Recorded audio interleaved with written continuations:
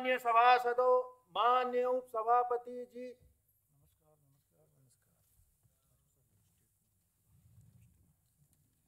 Yes. Now,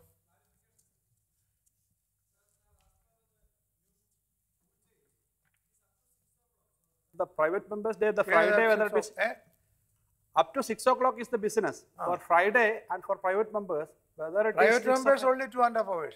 up to 5 o'clock. Up to 5 o'clock. And the process will, okay, it will go up to 6 o'clock, the other business. Yeah. After private members. Yeah, that is the decision. Private members is only 2.5 hours. We have not changed that. Members business. Pardon?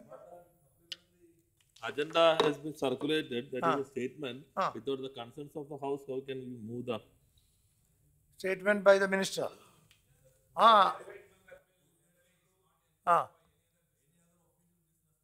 No, for the, okay.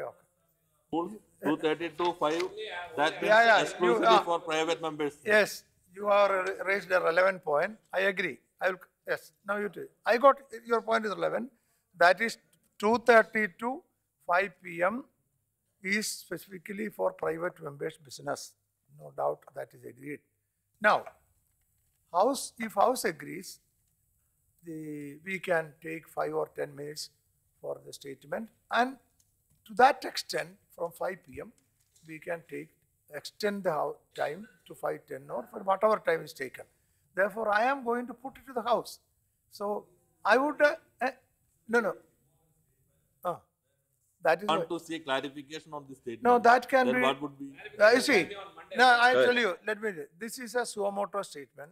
There can be clarification. We can have it next week according to the convenience of minister, and we will discuss and chairman will decide. Honorable chairman will decide as to the clarification. Now, I hope the House agree that that the honorable minister may make this statement now. And how many minutes she takes, to that extent, same time will be extended for the private members will. That's agreed to. Clarification next week. Honorable chairman will decide and we will take the convenience of minister and do it. Sir, clarification has to be sought when? Clarification next week can be on Monday or Tuesday. It is for the honorable chairman to decide. But I can assure you one thing, clarification will be there, time will be allotted for that. WTO particularly you want to Yeah, this statement, whatever she is making, I don't know what is the statement. Now, Honorable Minister, Srimati Nirmala Sitharaman. WTO. Thank you, Deputy Chairman, sir. I'm making this statement on India's stand in the WTO. I'm making this intervention in the House today in order to place before the honorable members the facts relating to recent developments in the WTO, which came to a successful conclusion yesterday, vindicating the principled stand taken by India. On 5th August 2014, I informed the honorable members that India had decided not to join the consensus in the WTO on the implementation of the Trade Facilitation Agreement till our concerns relating to the implementation of other Bali ministerial decisions, in particular the decision on public stock holding for food security purposes, were addressed. There was much criticism of the stand in the subsequent months, but India stood firm. Over the ensuing months, we concentrated our efforts on explaining the concerns underlying India's stand and working with other WTO members to find a way forward. These efforts have borne fruit. We were able to resolve our differences with the United States and persuade them to support us in the WTO on our requirements. I'm happy to report to this House that we have been able to secure an outcome that addresses our concerns. Yesterday, the General Council of the WTO adopted a decision on public stock holding for food security purposes, a decision on the Trade Facilitation Agreement, and a decision on post-Bali work. The General Council's decision on public stock holding for food security purposes is a new unambiguous decision. It makes it clear that a mechanism under which WTO members will not challenge the public stockholding programs of developing country members for food security purposes. In relation to certain obligations under the WTO agreement on agriculture will remain in place in perpetuity until a permanent solution regarding this issue has been agreed and adopted. This would do away with any ambiguity on this aspect, as well as guard against the possibility of no cover being available after 2017 in case a permanent solution on public stockholding for food security purposes is not arrived at by then. It therefore strengthens the safeguard available for continuing the minimum support price policy, which is a lifeline for millions of our low-income, resource-poor farmers. It is also critical for food security in India and in countries which have similar positions, similar policies. The indefinite continuation of the waiver mechanism ensures the interest of the WTO membership is expeditiously working towards a permanent solution and protects us from the risk of having to accept an unsuitable solution under the threat of a limited duration peace clause coming to an end.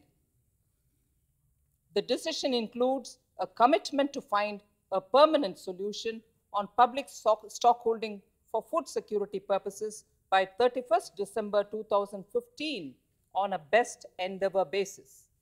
This introduces a sense of urgency in the process and would encourage other developing countries also to join the effort in pushing for a permanent solution at the earliest. The decision has a firm commitment to engage in negotiations for a permanent solution through an intensified program of work. The provision for dedicated sessions in an accelerated time frame for taking forward the negotiations will ensure that the WTO accords priority to this issue and works on it in a focused manner. It would moreover avert the danger that countries like India would have to make concessions in some other area of the agriculture negotiations in order to achieve a permanent solution. The General Council has also unequivocally agreed to delink the negotiations for a permanent solution on public stockholding for food security purposes from the agricultural negotiation on other issues under the Doha Development Agenda. This would ensure that the negotiations for a permanent solution would continue even if the negotiations on such other issues are delayed. As per the relevant provisions of the WTO agreement, a General Council decision on these elements has the same legal status as a ministerial decision. The General Council also adopted a protocol to make the Trade Facilitation Agreement a part of the WTO agreement and opened the protocol for acceptance. After this, the Trade Facilitation Agreement would automatically come into force if ratified by 2/3 of the members of the WTO.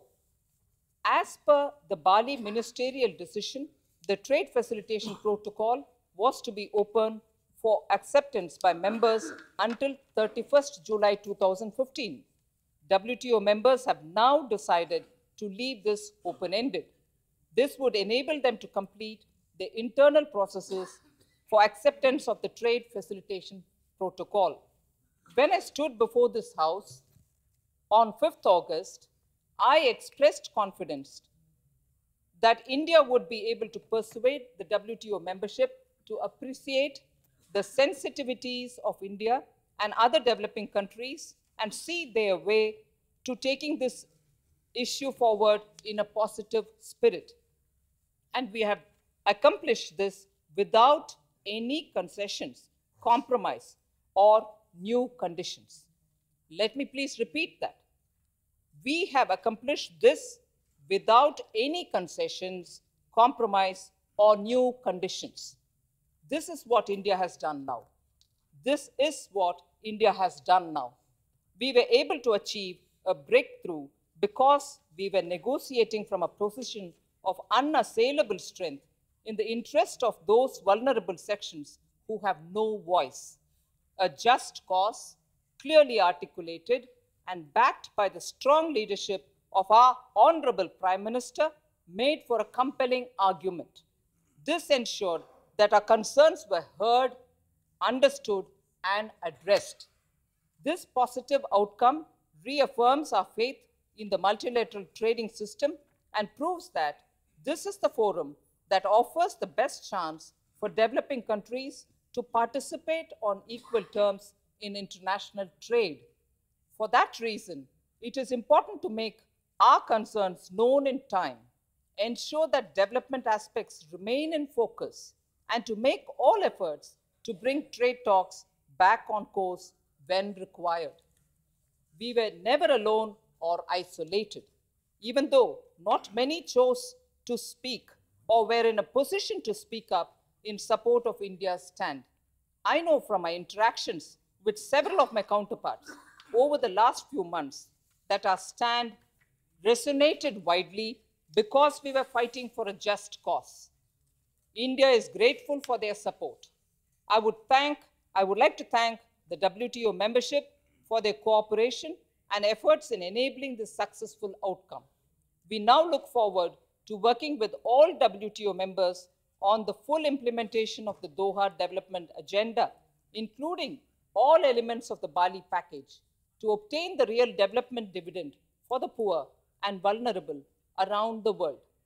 In conclusion, I must once again express my sincere thanks to honorable members of Parliament, farmers' organizations, civil society groups, and academicians. I also thank all the political parties for their support extended to us. Their unstinting support of India's efforts to ensure a fair deal immeasurably strengthened our hands. Thank you. Thank you very much.